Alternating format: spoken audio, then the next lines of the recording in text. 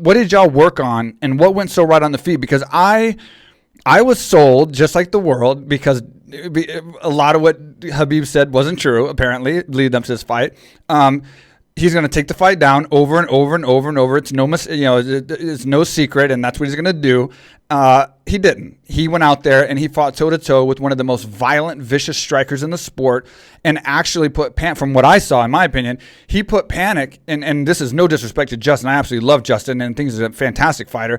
But he put panic in Justin's face on the feet versus where he usually does it on the ground, and had Justin kind of running away, and he was landing. And then when he would take punches, Jesus, he was like a Terminator. I mean, he took like a couple really hard punches from Justin and didn't even like phase. I mean, he didn't even stop moving forward like the Terminator. Tell me about that. Yeah. Tell me about the preparation you did with him and how that all played out, and how did we see this? Because I wasn't expecting that. Well, I expected Justin to be as great as he was because I viewed everything. I didn't pay attention to Justin. I was asked in 2019, one of the reporters goes, "What do I think of Justin?" I said, I don't. Because at that time, he wasn't even to me, he was still one or two fights away from me going, okay, this just exciting as hell. That's all I looked at. Right. And he was reckless.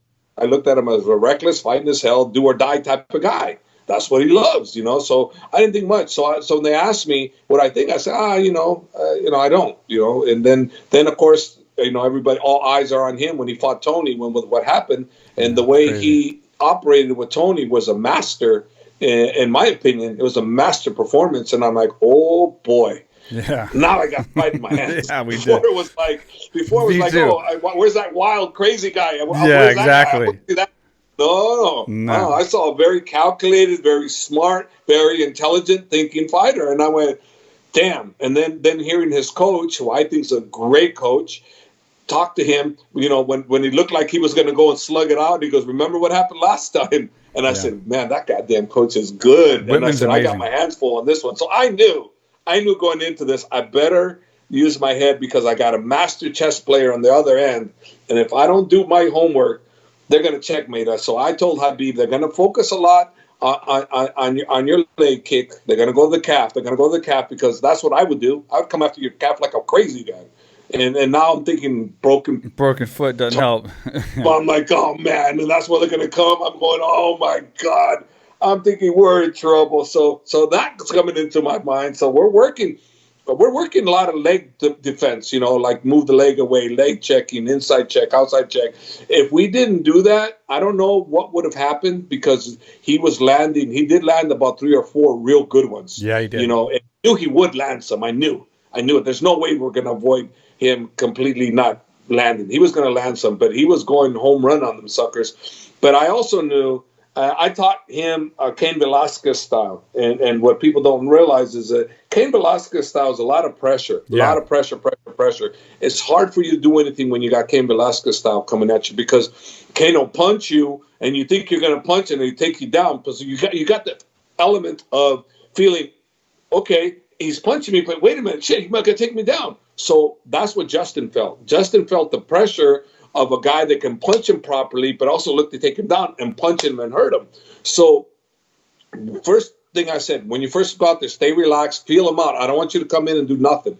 Feel it out for a while. Feel him out. So you watch, there's almost 2 minutes, 1 minute and a half or whatever, no action. That was on purpose. That was by design. And Justin, we were either expecting him to bum rush us or to wait for us. So one or the other, we expected either one. So we knew he was going to wait or come in. So we were prepared. And we're thinking if he come in and try to shoot in on us, boy, that would have been a bad mistake. Yeah. We knew that had been a bad mistake. So anyway, long story short, then I knew Khabib was on. And if you can hear me say Cain Velasquez and then the pressure.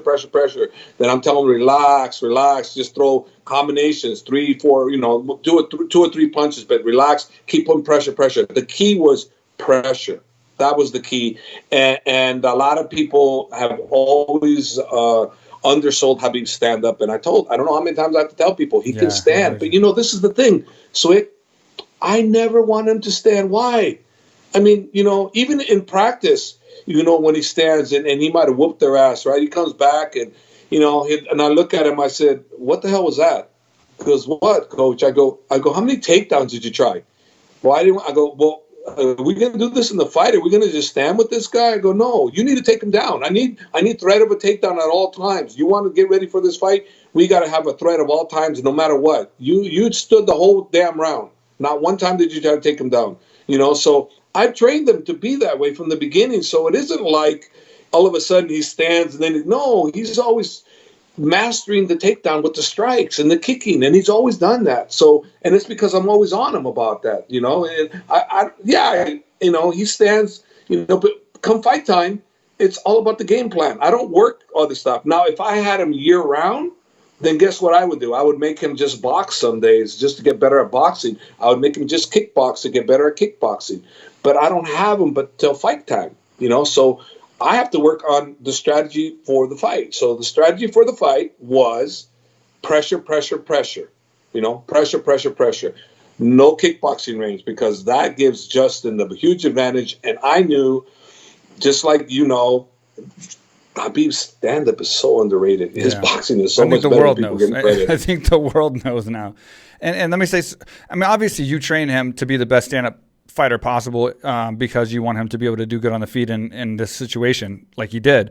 But it's not the smartest thing when you got a guy who's absolutely so beyond crazy dominant on the ground not to use that as his main thing. Is it safe to say, even though you brought that stand-up up to the level that it's at, is it safe to say that this being his final fight, he fought his fight again, or did he stick to the game plan 100%?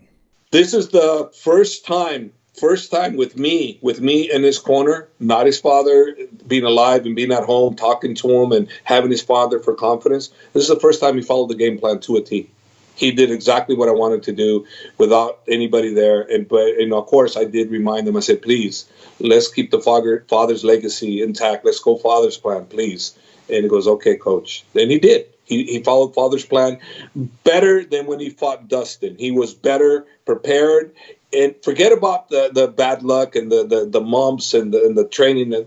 No, this was we got a better version of him fight night than we did with Justin. So I'm not saying that he was not as good as, no, he was better. He was better, 100% better. And he proved it, and he had to have been better because, man, Justin, dude, he's that guy's a champ. He's a beast. He's a champ through and through. Through and through, he's a champ.